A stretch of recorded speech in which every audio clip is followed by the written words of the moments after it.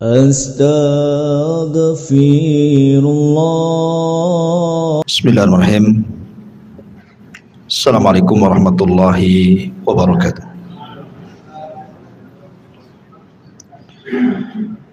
Alhamdulillah. Alhamdulillahilladzi hamdan katsiran tayyiban mubarakan fih kama yuhibbu rabbuna wa yarda.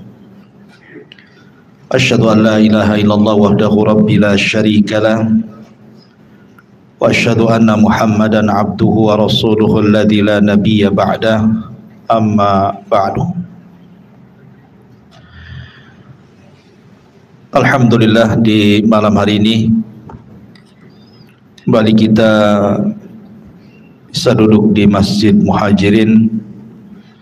Semoga Allah Subhanahu wa taala memberikan balasan kepada yang membangunnya dan kita yang ikut memakmurkan di masjid ini. Salawat dan salam kita hadiahkan kepada Rasul kita Nabi besar Muhammad sallallahu alaihi wa ala alihi wasallam.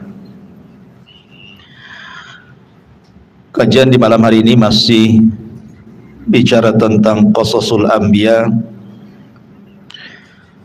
dan malam ini kita akan mengisahkan satu nabi yang dijuluki sebagai Imamu Sabirin, imamnya orang-orang yang ingin mencari kesabaran.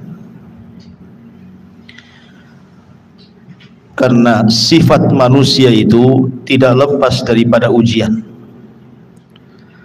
Maka siapapun yang Allah Subhanahu wa taala berikan ujian dalam hidupnya, maka pandanglah nabi ini.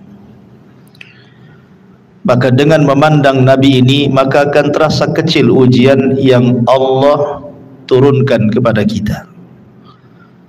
Rupanya ujian yang diberikan kepada para nabi jauh dibandingkan ujian yang Allah berikan kepada kita. Sadaqa Rasulullah sallallahu alaihi wasallam ketika bersabda, inna asyaddal bala indallahil anbiya. Sesungguhnya sedahsyat-dahsyatnya ujian itu adalah menerpa para nabi. Tsummal amsalu fal amsal. Baru kemudian di bawah para nabi, di bawahnya lagi para nabi, dan begitu seterusnya. Siapa nabi ini? Nabi ini dikenal dalam Al-Quran sebagai Nabi Allah Ayyub alaihi salatu wassalam. Sebagian para ulama ada yang mengatakan bahwa Ayyub bukanlah nabi. Dia adalah rajulun saleh. Dia adalah orang saleh. Sama dengan Luqman Al-Hakim yang namanya dicantumkan di dalam satu surat dalam Al-Quran, suratul Luqman. Sama juga dengan Dzulqarnain yang kisahnya diselipkan dalam pertengahan surah Al-Kahfi. Alasan pendapat yang mengatakan Ayyub bukan nabi, karena Al-Quran tidak menceritakan dakwahnya. Padahal Ayyub ini masyhur kisahnya dalam hadis Nabi SAW, bagaimana ujian yang Allah berikan kepada Ayyub dan bagaimana dia memiliki wanita salihah sebagai pendampingnya. Tetapi begitu masyhurnya kisah Ayyub di dalam hadis, tidak dicantumkan dakwahnya dalam Quran. Lain seperti nabi-nabi yang lain dicantumkan bagaimana mereka diutus kepada kaum, kemudian bagaimana dakwahnya, bagaimana kaum mendustakannya, dan begitu seterusnya. Tapi Ayyub tidak dikisahkan dakwahnya. Dari sini ada yang mengatakan Ayyub itu bukan nabi, tapi dia orang saleh. Tapi pendapat yang kuat, Ayyub adalah nabi, karena Allah Subhanahu wa taala mewahyukan kepada Ayyub yang nanti kita akan bahas di ayat-ayat yang kita baca ketika kita bicara soal Nabi Allah Ayyub alaihi salatu wassalam. Ma'asyiral muslimin yang dimuliakan Allah Subhanahu wa taala, Nabi Ayub alaihi salatu wassalam, Allah subhanahu wa ta'ala berikan beberapa ujian. Ujian yang pertama, Nabi Ayub alaihi salatu wassalam dulunya orang kaya. Bahkan ulama mengatakan semua jenis kekayaan itu ada pada Ayub. Sebutkan kekayaan apa, semua ada pada Ayub. Kalau bicara soal harta tanah, tanahnya di mana-mana. Artinya perkebunannya, pertaniannya di mana-mana. Kalau bicara ternak, semua ternaknya ada. Mulai dari untanya, sapinya, sampai ke kambingnya. Ayub punya semuanya.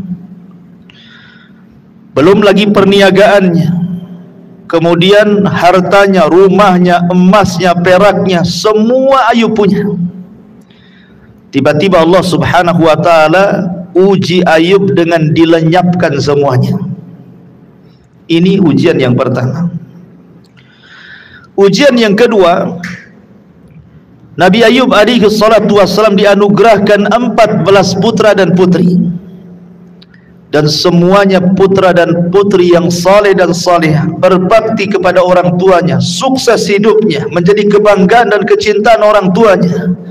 Tapi Allah subhanahu wa ta'ala wafatkan semuanya. Bukan satu-satu, tapi sekaligus satu waktu wafat semua. Dan ini berat ujian seperti ini.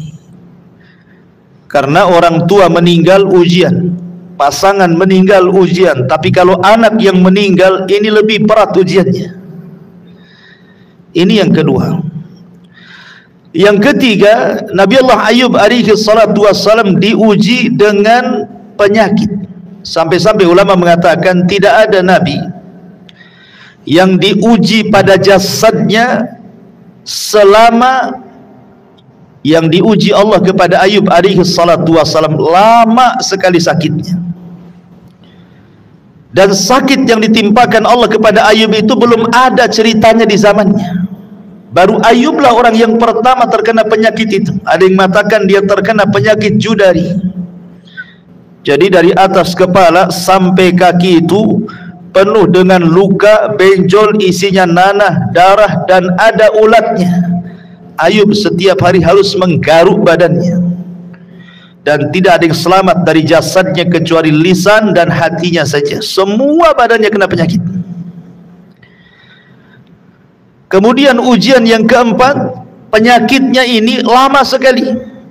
Ada yang mengatakan 3 tahun, ada yang mengatakan 7 tahun, bahkan ada yang mengatakan 18 tahun lamanya. Dan ini yang tercantum dalam hadis 18 tahun lamanya, sebagaimana hadis yang disahihkan oleh Syekh Nasiruddin Al-Albani rahimahullahu ta'ala. Dan lamanya penyakit ini ujian, ikhwan.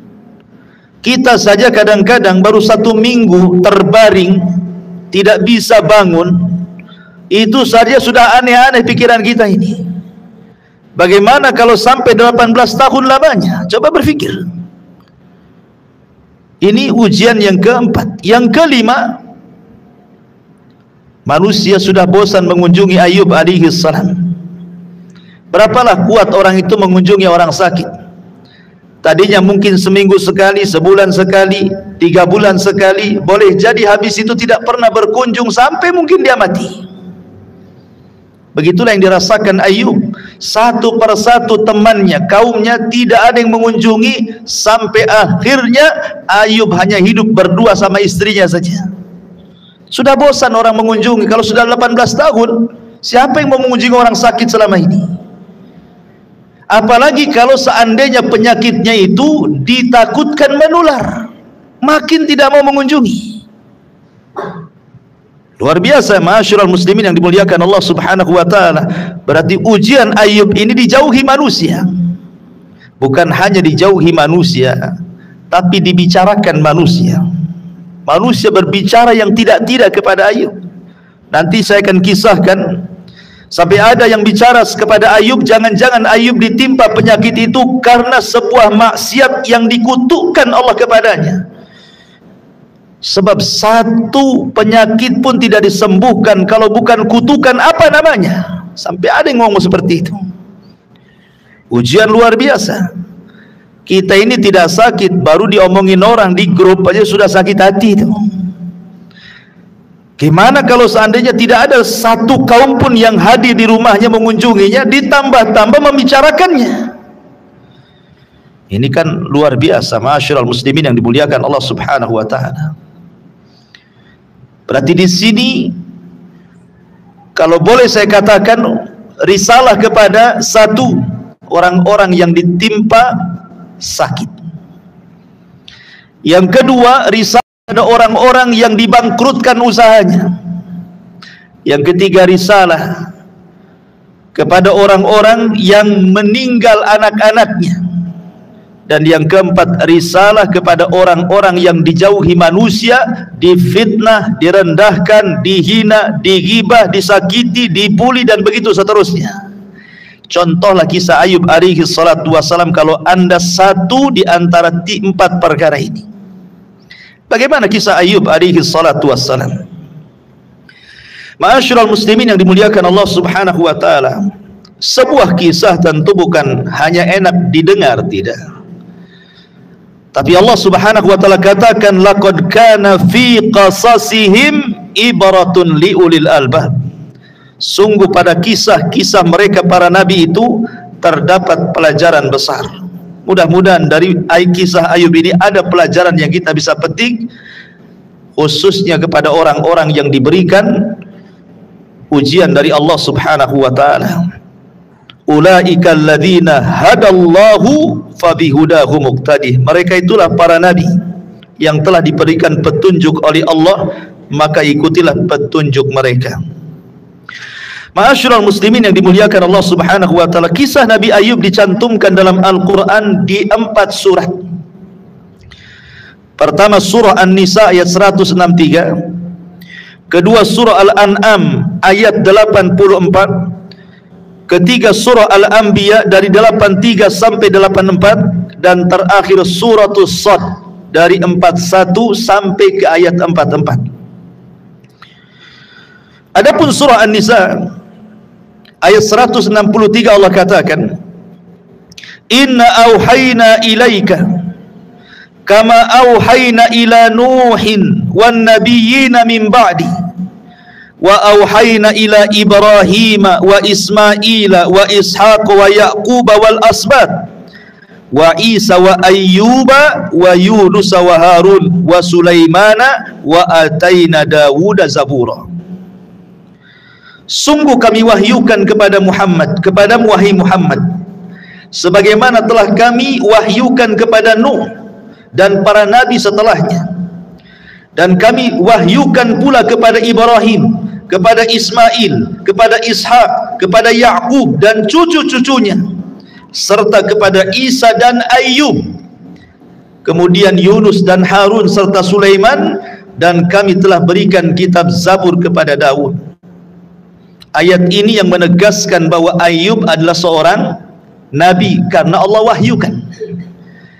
Karena tadi saya katakan bahwa ada yang mengatakan Ayub itu orang saleh, tapi pendapat yang kuat, Ayub adalah satu di antara 25 nabi dan rasul yang masyhur yang namanya dicantumkan dalam Quran. Karena di sini Allah wahyukan. Dari ayat ini juga kita tahu bahwa Ayub ini adalah keturunan Ibrahim alaihi salatu wassalam.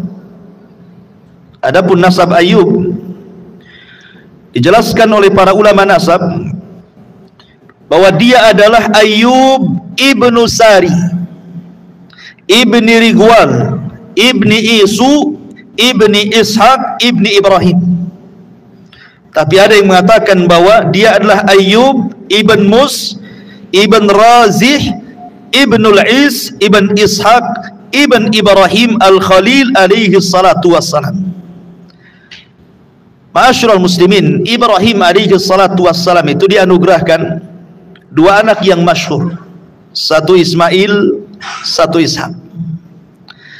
Dan Ishak ini melahirkan 2 putra, satu Yaqub yang disebut dengan Israel, nanti dari turunannya disebut Bani Israel. Yang kedua Al-Is, nanti dari turunannya disebut Bani Asfar. atau yang sekarang kita sebut orang-orang Nasrani Eropa, orang-orang Romawi. Mereka lah turunan Al-Is. Tidak banyak nabi-nabi dari turunan Al-Is. Rata-rata nabi-nabi itu turunan Yakub. Karena nabi-nabi itu kebanyakan diutus kepada Bani Israel. Tapi ada nabi yang keturunan Al-Is. Inilah satu-satunya nabi turunan Al-Is yang dikirim kepada Eropa, ke bangsa Eropa, bangsa Romawi. Di mana saat diutusnya Nabi Allah Yakub alaihi salatu wassalam, menurut Al-Imam Ibnu Katsir rahimahullahu taala, dia diutus ke negeri Rum, tepatnya di sebuah tempat namanya Thaniyah di Huron, tepat di Suriah. Ada namanya Huron, Suriah.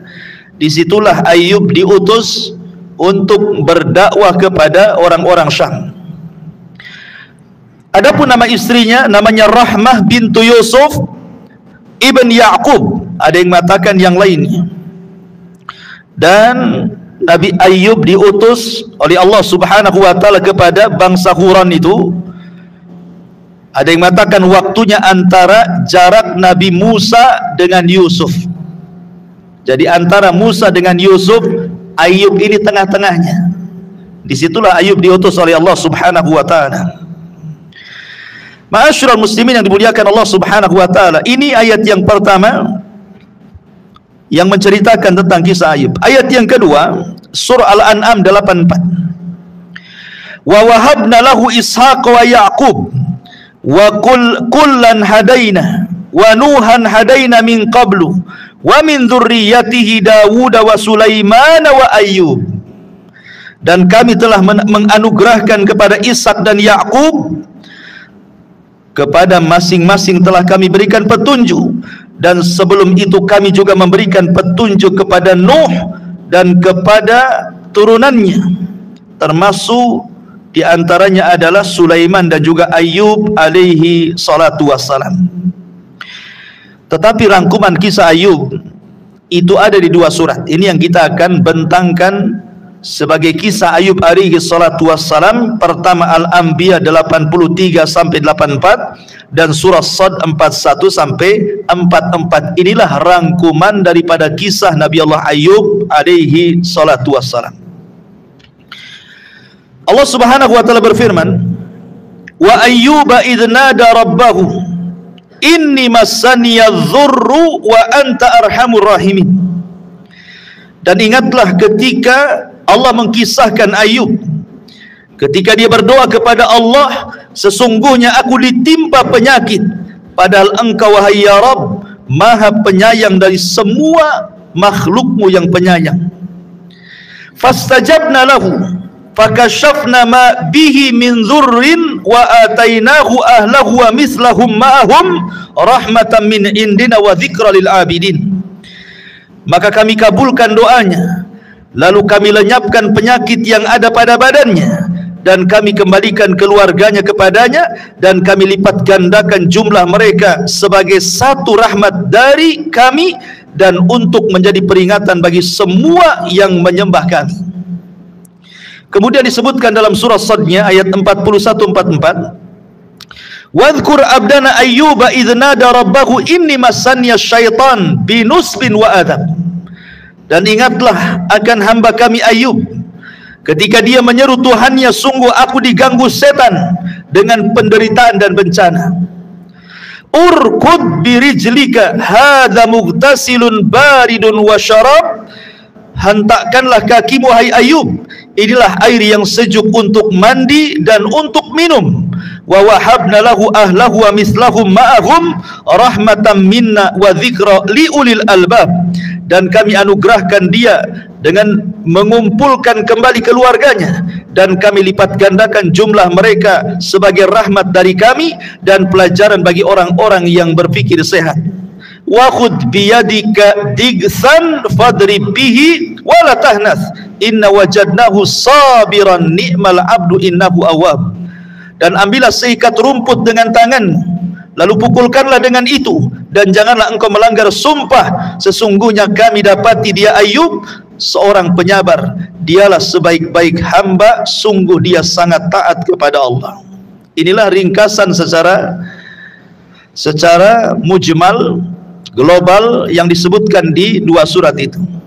Baik, kita masuk pada kisah Ayub alaihi salatu wassalam dengan merujuk kepada hadis Anas ibn Malik radhiyallahu an. Ma'asyiral muslimin yang dimuliakan Allah azza wa jalla, Nabi Ayub alaihi salatu wassalam adalah nabi yang pada awalnya diberikan nikmat yang luar biasa. Saya katakan dari awal, hartanya banyak sekali, semua ada, ladangnya ada, dipenuhi dengan buah-buahan dan biji-bijian, ternaknya banyak, dipenuhi dengan unta, sapi dan kambing, belum lagi rumahnya besar, belum lagi pembantu-pembantunya, belum lagi pekerja-pekerjanya, dihormati manusia, memiliki istri yang solehah, anak yang soleh dan solehah. Kira-kira nih kenikmatan apa lagi yang kita cari di dunia kecuali ini kan? Antum hidup itu nyari apa coba? Kalau orang sudah soleh, taat ibadah, diberikan istri yang solehah, taat kepada suaminya, taat kepada Allah, kemudian taat kepada suaminya, diberikan anak-anak yang nurut, soleh dan solehah, kemudian rumahnya besar, kemudian tanahnya luas, kemudian ternaknya banyak, hartanya banyak. Kira-kira apa yang antum inginkan dari situ? Semua sudah ada. Begitulah Ayub alaihi salatu wassalam. Apa yang kita punya, Ayub punya. Disebutkan di dalam kisah Israiliyat, walaupun kisah ini tentu tidak ada dalam Quran ataupun hadis Nabi, tetapi ahli tafsir biasanya kalau mengkisahkan Nabi Ayub itu selalu mencantumkan kisah Israiliyat ini.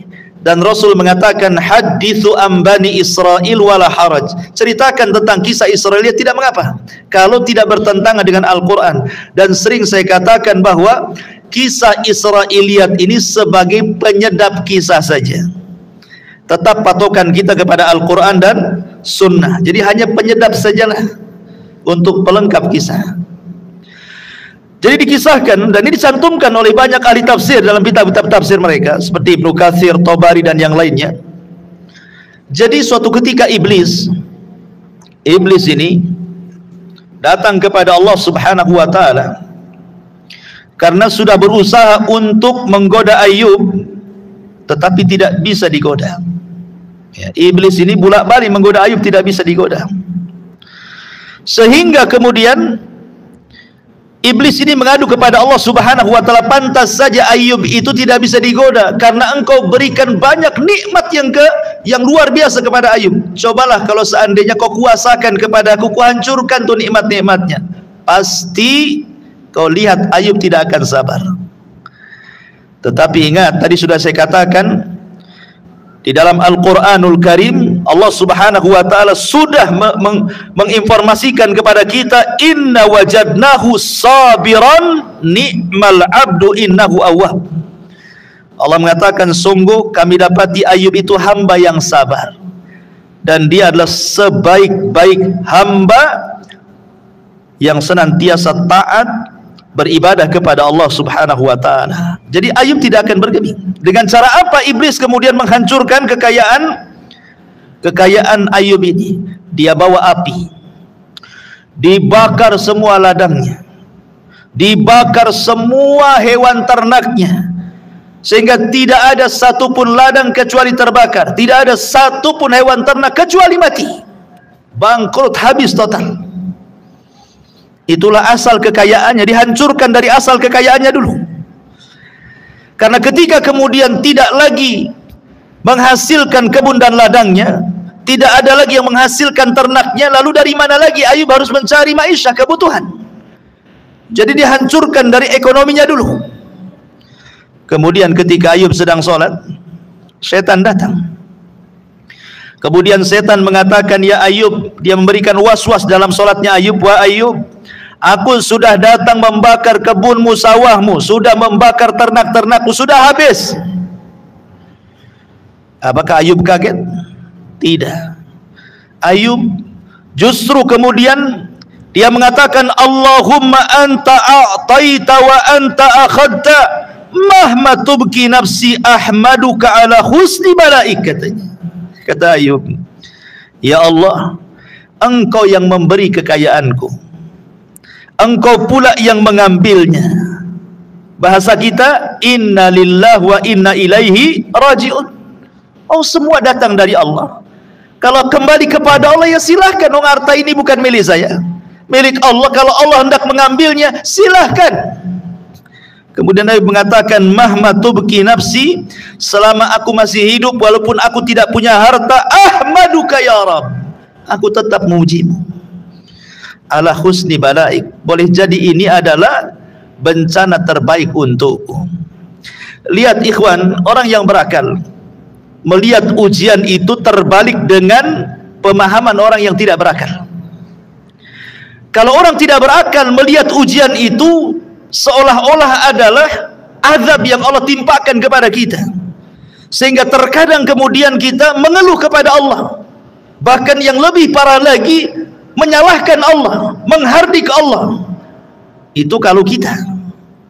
Tapi Ayub mengajarkan kepada kita, orang yang berakal melihat ujian itu justru sebuah nikmat, bukan sebuah azab. Kenapa demikian? Karena terkadang ujian itu kalau dihadapi dengan sabar dan ihtisab mengharap pahala Allah, justru disitulah ladang pahala yang akan kita bawa ke hadapan Allah Subhanahu wa ta'ala. Itulah pelajaran dari sini. Ayub mengatakan, selama diriku masih hidup, nyawaku masih di kandung badan, katanya, aku memujimu ya Rabb. Boleh jadi ini ujian terbaik kepadaku.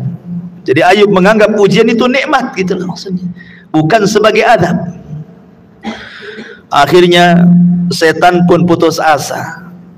Tak bisa juga dia menggoda Ayub alaihi salatu wassalam. Mulai berpikir. Kemudian setan berpikir lagi, iblis ini. Akhirnya dia ingin membunuh semua putra dan putrinya Ayub. Ketika putra dan putri Ayub sedang berkumpul di rumahnya, semua satu rumah itu sedang berkumpul, maka setan merobohkan tuh rumah itu sehingga menimpa semua anak-anak Ayub, mati semua. Tidak ada yang tersisa satupun. Dalam satu waktu, ya kawan, 14 anaknya mati ditimpa oleh rumah yang roboh. Kemudian Ayub sedang sholat juga. Iblis memberitahu dan mengatakan, wahai Ayub, sungguh aku sudah robohkan rumahmu dan semua putra putrimu mati semuanya, katanya. Rupanya Ayub alaihi salatu wassalam masih berdoa yang mengatakan, Allahumma anta a'taita wa anta akhadta mahma tubki nafsi ahmaduka ala husni balaik, katanya. Ya Allah, terserahlah kepadamu. Engkau yang ngasih anak-anak, Engkau mengambil lagi, ya silahkan. Selama aku masih hidup, aku bersyukur kepadamu. Boleh jadi ini ujian terbaik kepadaku. Stres lagi si iblis ini. Rupanya tak bergeming juga nih Ayub nih. Bayangkan, sudah dikasih ujian yang pertama, ludes semua hartanya, dia masih bersabar, ihtisab mengharap pahala kepada Allah. Dikasih ujian yang kedua, semua anaknya mati, pun sama, dia mengatakan inna lillahi wa inna ilaihi raji'un. Akhirnya setan berpikir lagi, ini Ayub kayaknya kalau diuji soal meninggal anak, habis ekonomi, boleh jadi dia bisa minta lagi sama Allah, katanya. Sekarang setan berpikir bagaimana kalau difokuskan kepada badannya, jasadnya. Disitulah syaitan akhirnya memasukkan penyakit kepada Ayub. Tadi saya katakan penyakitnya ini dari atas kepala sampai kaki, tidak ada yang selamat kecuali lidah dan hatinya saja. Semuanya kena. Ya. Penyakitnya itu sampai dikisahkan oleh ahli tafsir itu bukan hanya benjol-benjol, itu daging sampai mengelotok. Ya, dagingnya itu ngelotok tuh.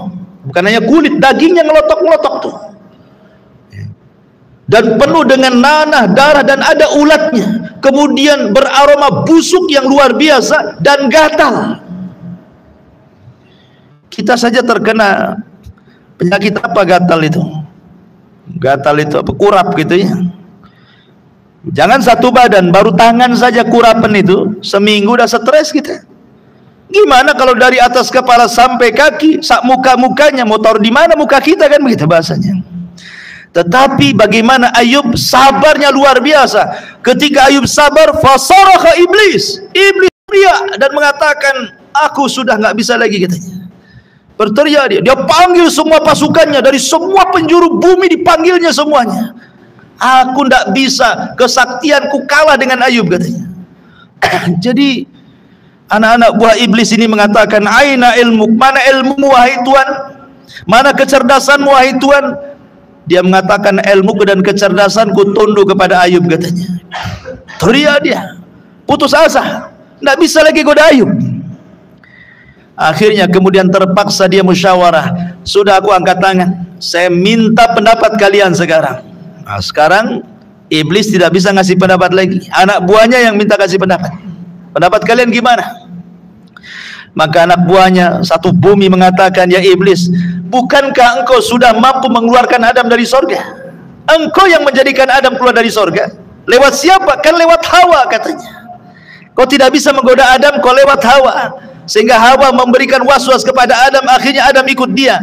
Kau cobalah dari istrinya, katanya. Sodaqtum, benar kalian.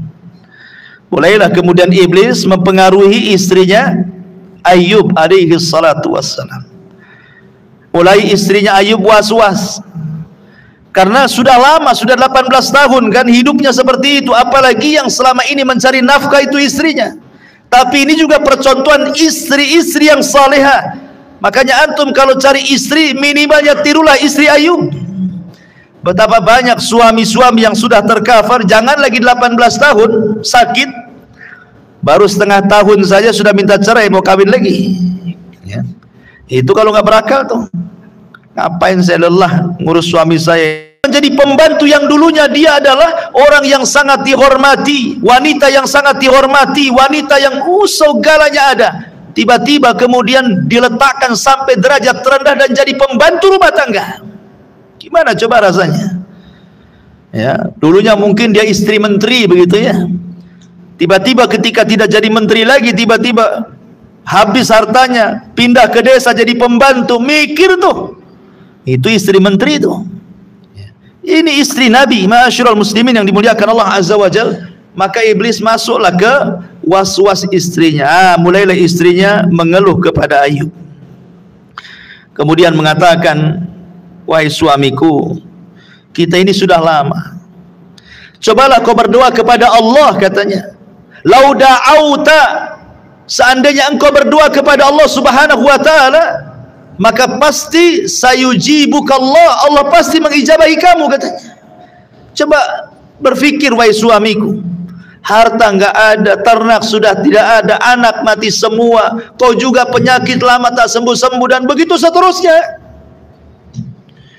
Kemudian Ayub marah sama istrinya dan mengatakan, wahai istriku, saya tanya baik-baik, berapa tahun kita mendapatkan nikmat dari Allah ini? Kata istrinya, 70 tahun. 70 tahun kita senang.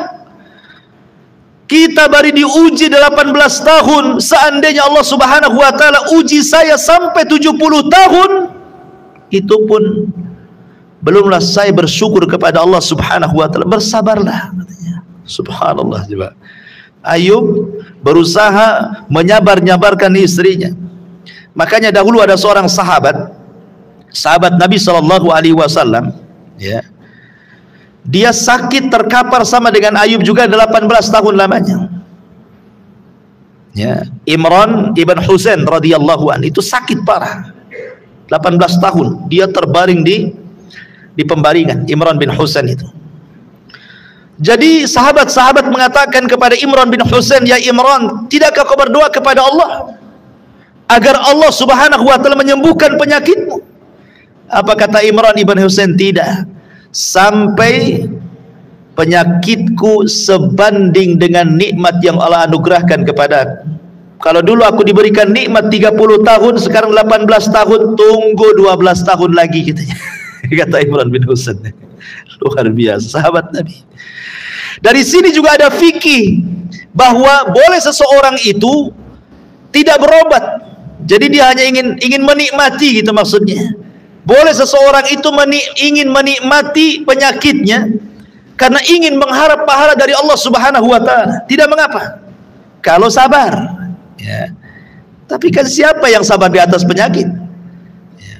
Tapi boleh juga seseorang berdoa kepada Allah untuk disembuhkan, sebagaimana ada seorang wanita di zaman Rasul, dia terkena penyakit ayan yang kalau datang ayannya tersingkap-singkap auratnya, dia datang kepada Rasul dan mengatakan, ya Rasulullah, doakan aku kepada Allah kesembuhan, karena kalau seandainya penyakit itu datang, aku tidak sadar auratku tampak kemana-mana.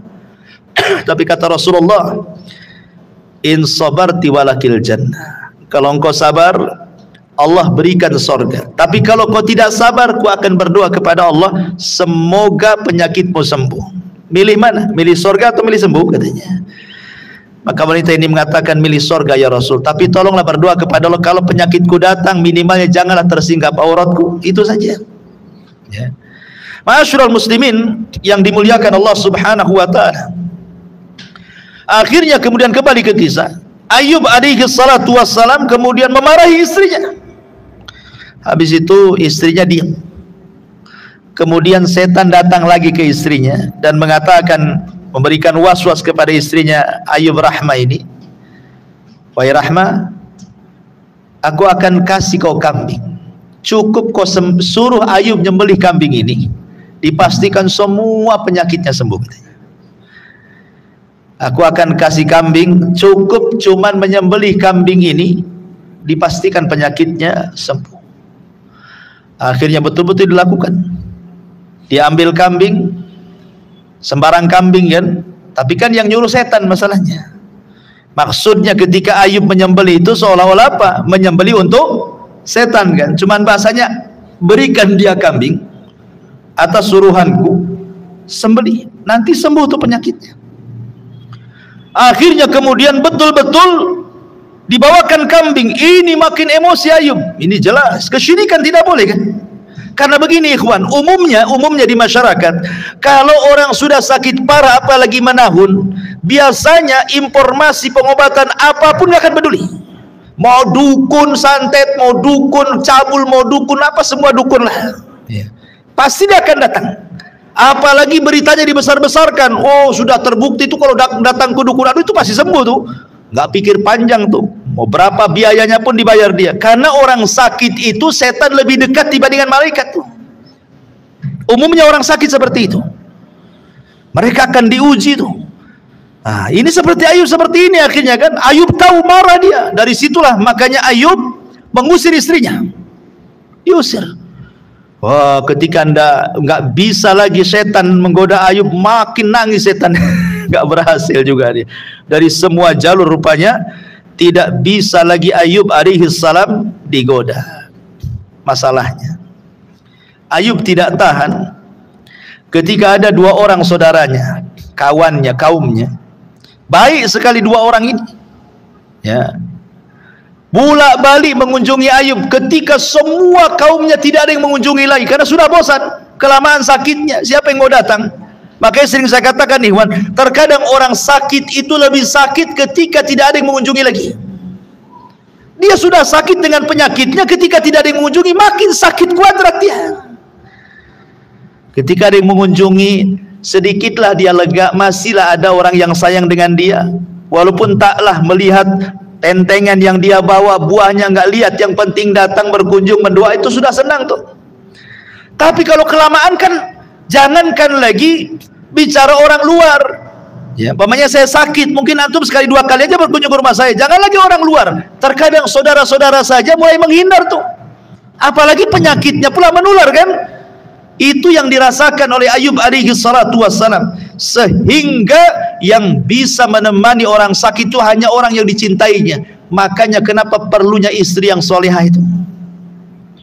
Istri yang solehah itu begitu, supaya kalau anda sakit adalah yang merawat ketika semua orang menjauhi kita. Dari sini Rasul mengatakan, fadfar bidzatid din taribat yada. Dan itu hanya dimiliki istri-istri yang soleh karena mereka kuat iman dan agamanya. Kalau mereka cinta dunia, habislah kita ditinggalkan dia, ya. Minimalnya tidak diopeni, Mungkin dia tidak cerai dengan kita, tapi kita dibuat sakit supaya cepat mati. Diomeli, omongannya nggak enak, makin nyelekit gitu kan. Sudah darah tinggi, nyelekit lagi, makin tinggi darahnya. Sudah seterus makin satruk lagi kan. Kan kalau punya istri nggak jelas tuh kan. Ya, jadi ma'asyiral muslimin yang dimuliakan Allah Azza wa Jalla, dua orang ini berbincang-bincang di luar rumah Ayub. Apa perbincangannya? Perbincangannya dijelaskan dalam hadis Nabi sallallahu alaihi wasallam bahwa inna nabiyallah Ayyub kana fi bala'ihi 18 sanatan farafadahu al-qarib wal ba'idu illa rajulani min ikhwanihi.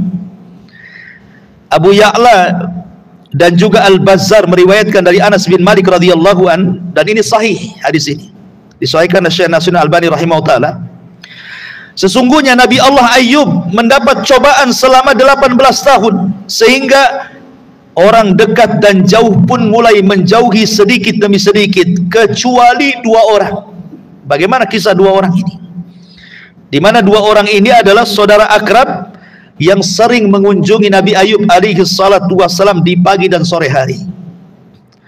Lalu salah satunya mengatakan, ya, faqala ahaduhuma li sahibihi, ta'lam wallah laqad adnaba ayyubu dzamban ma adnabahu ahadun.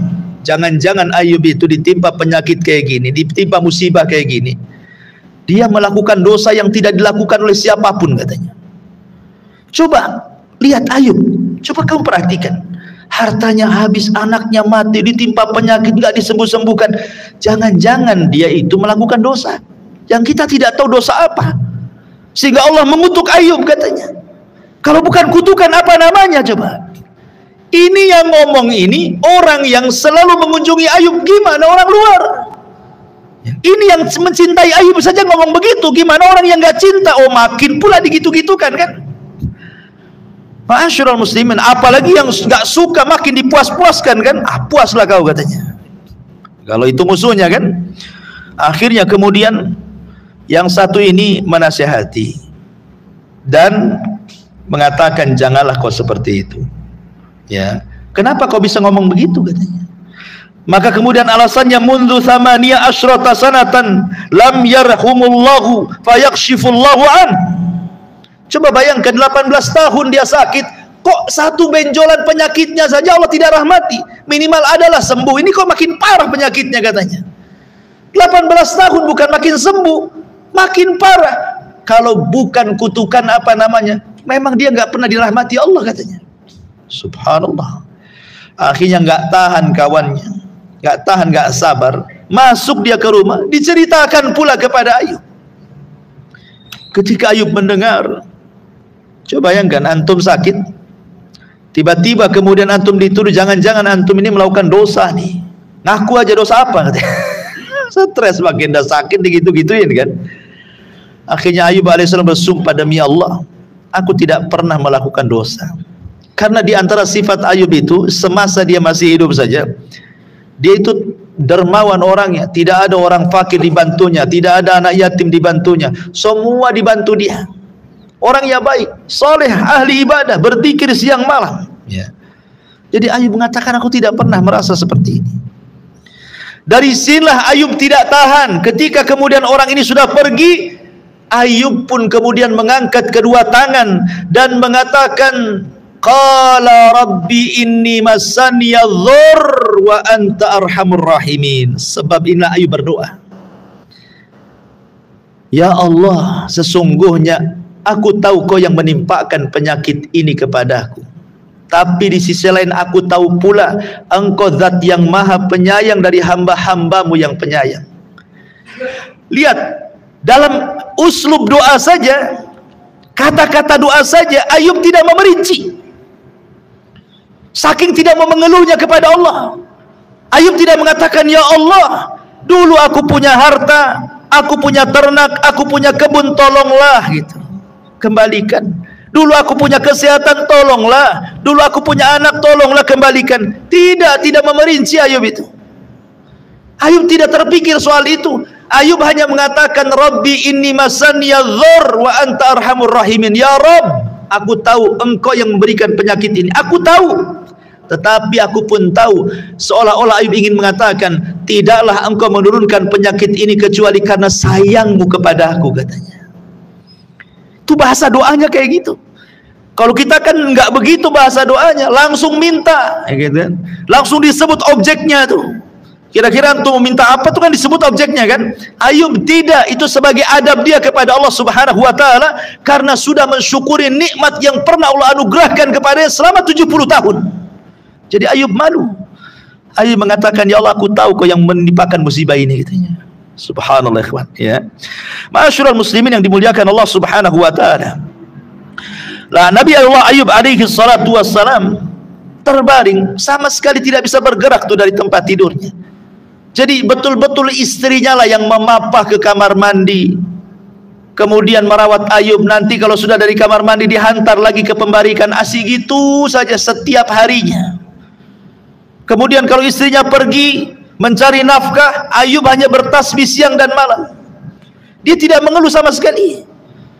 Makanya saya katakan ini percontohan hamba-hamba Allah yang bersabar. Makanya orang-orang Arab itu kalau orang ditimpa musibah, apa kata orang Arab? Bersabarlah seperti sabarnya Ayub, katanya. Walaupun nggak ada orang sesabar Ayub itu, tapi itu nasihatnya seperti itu orang-orang sana itu. Sabarlah kamu ya, seperti Ayub, katanya. Masyaallah muslimin, lah istrinya ini selama 18 tahun itu jadi pembantu, itu pun nyamar, ikhwan. Dia bantu sana, di rumah sini, rumah sana, rumah sini, itu pun harus menjauh. Dia mencari orang yang tidak kenal dengan dia. Sebab kalau orang kenal dengan dia bahaya. Ini suaminya Ayub, dia itu penyakit, jangan-jangan menular. Jangan.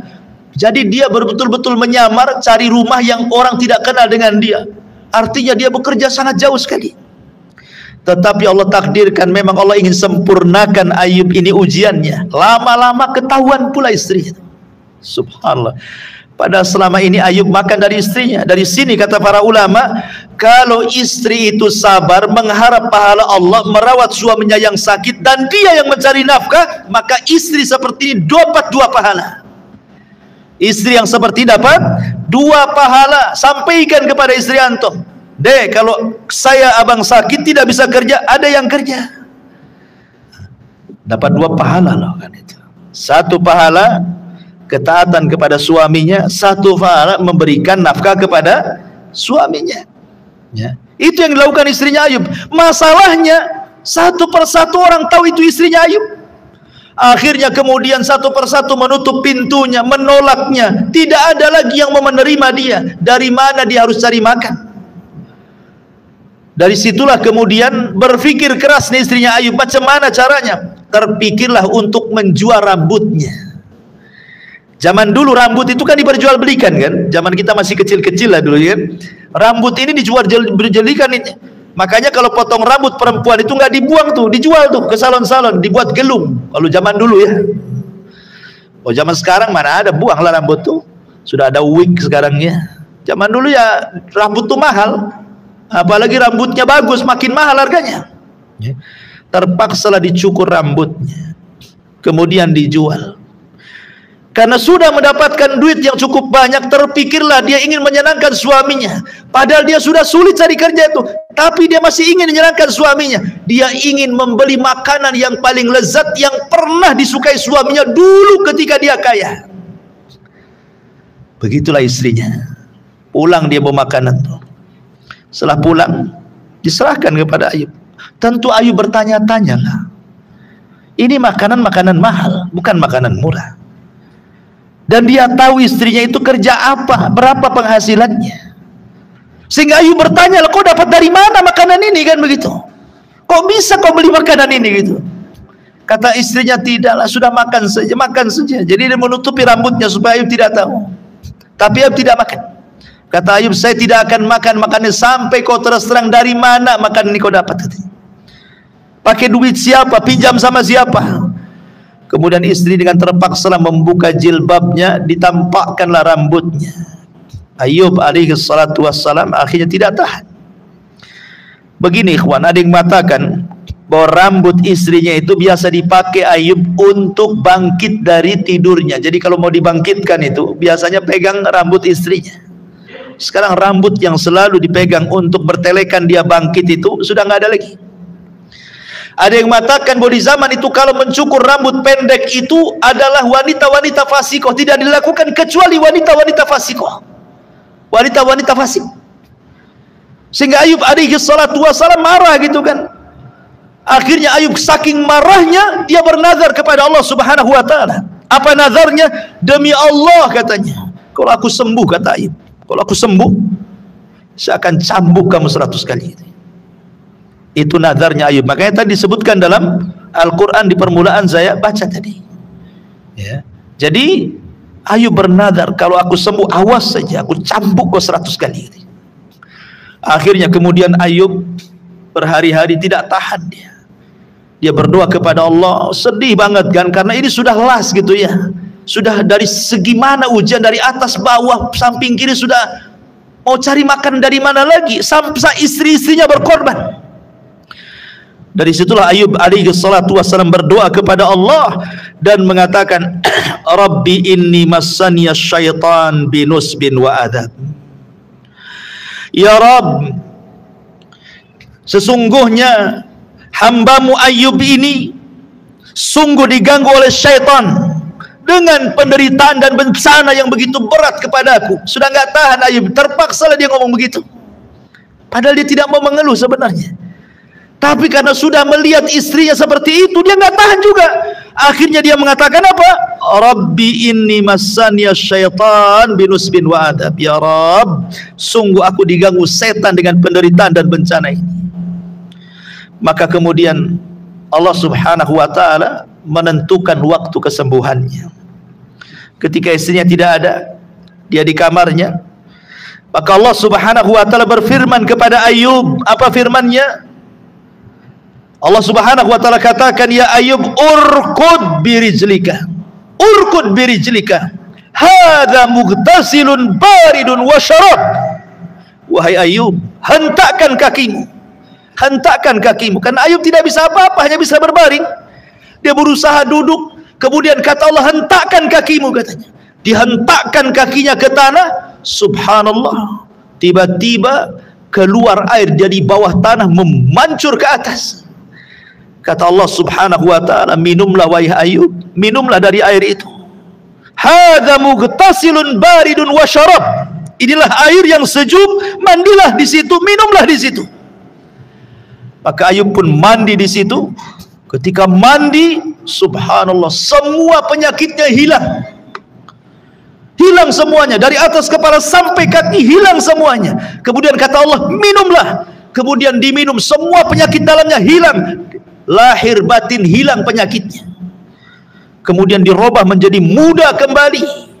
Kemudian Ayub saking senangnya ingin mencari istrinya, dia keluar. Ketika Ayub keluar, istrinya pula masuk. Suaminya nggak ada. Kebingungan istrinya, siapa yang mengambil istriku? Siapa yang mengambil suamiku?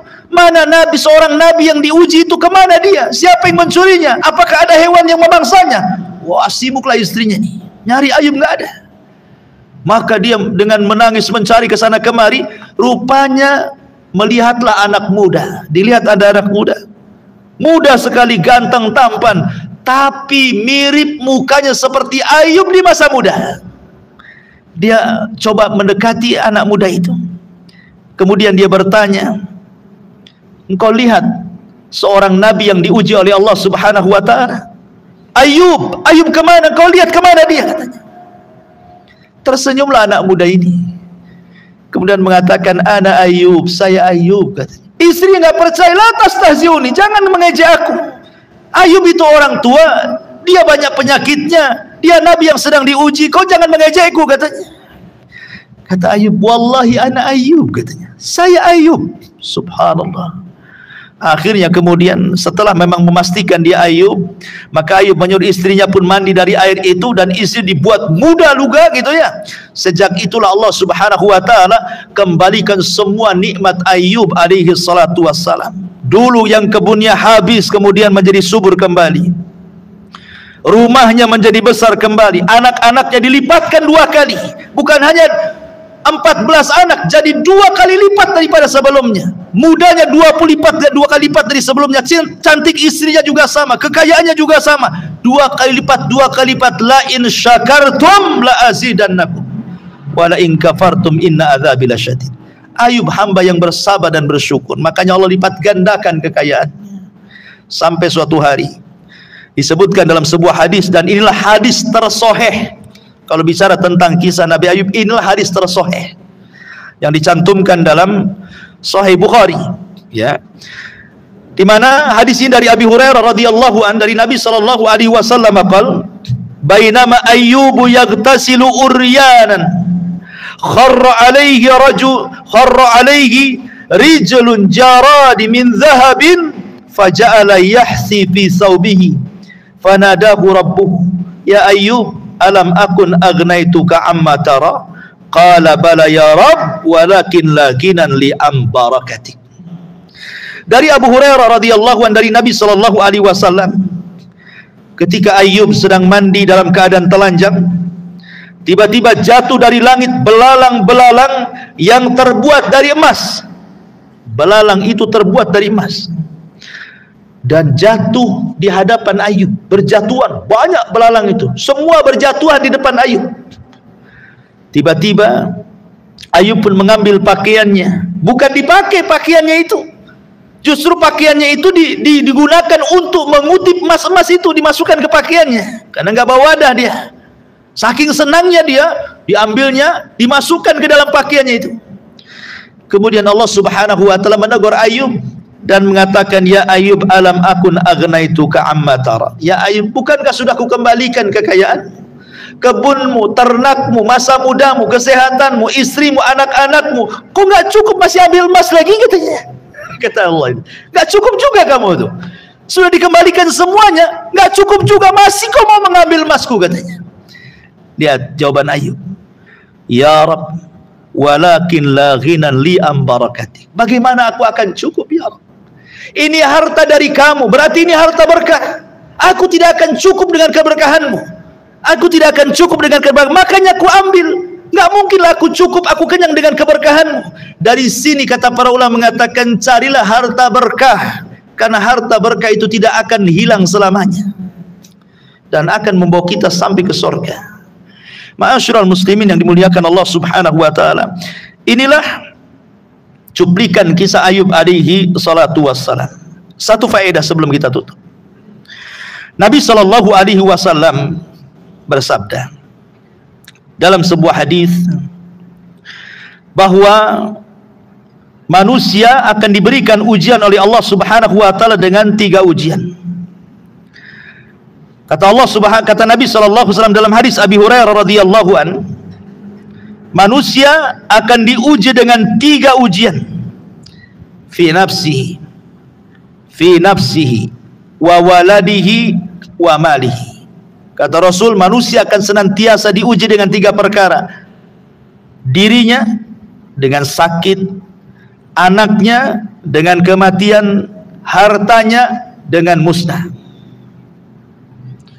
Kalau dia mau sabar dan mengharap pahala Allah, maka dengan 3 ujian ini kata Rasul, hatta yalqallaha wa laysa alaihi khatiyah.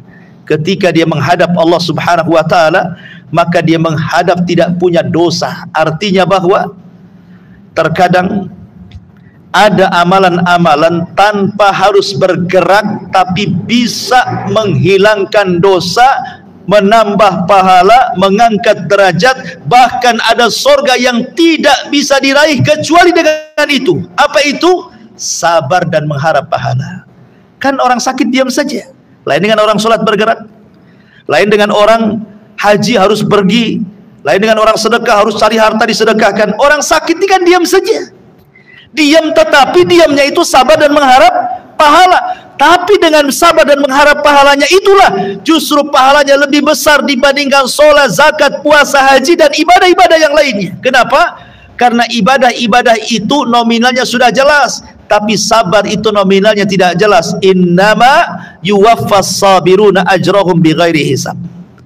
Orang-orang yang sabar itu pahalanya tanpa batas. Ya, nggak disebutkan nominalnya. Makanya di zaman Nabi Shallallahu Alaihi Wasallam ada seorang sahabat masuk ke majelis Nabi, bawa anak kecil dicium-cium. Kata Nabi SAW, atuhibbuhu, fulan, kau cinta dengan anakmu? Maka sahabat ini mengatakan, kama ahabbakallah uhibbuhu ya Rasulullah. Sebagaimana Allah fitrahkan kepadaku mencintai engkau wahai Rasul, begitulah kecintaanku kepada anakku, katanya. Selang beberapa waktu hilang pula sahabat ini, nggak hadir lagi di majelis talim nih, yang bawa anak tadi. Rasul mencari-cari, mana si fulan yang kemarin bawa anak itu? Kok nggak pernah hadir lagi di majelis saya? Kemudian orang-orang mengatakan, ya Rasul, dia dirundung kesedihan, anak yang dia cintai si mata wayang itu meninggal dunia, katanya. Maka Nabi SAW bergegaslah mendatangi sahabat itu.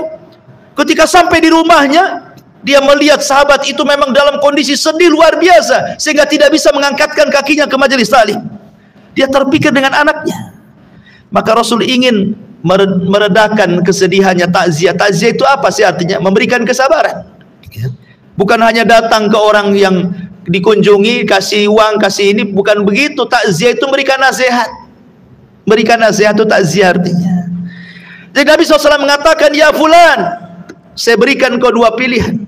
Seandainya Allah Subhanahu wa Ta'ala hidupkan putramu dan kau senang dengan putramu di dunia, tapi kau tidak akan mendapatkan kesenangan di akhirat, atau kata Rasul, anakmu berdiri di pintu sorga, kemudian anakmu memanggil-manggil kamu dan menyeret kamu dimasukkan ke dalam sorga. Pilih mana?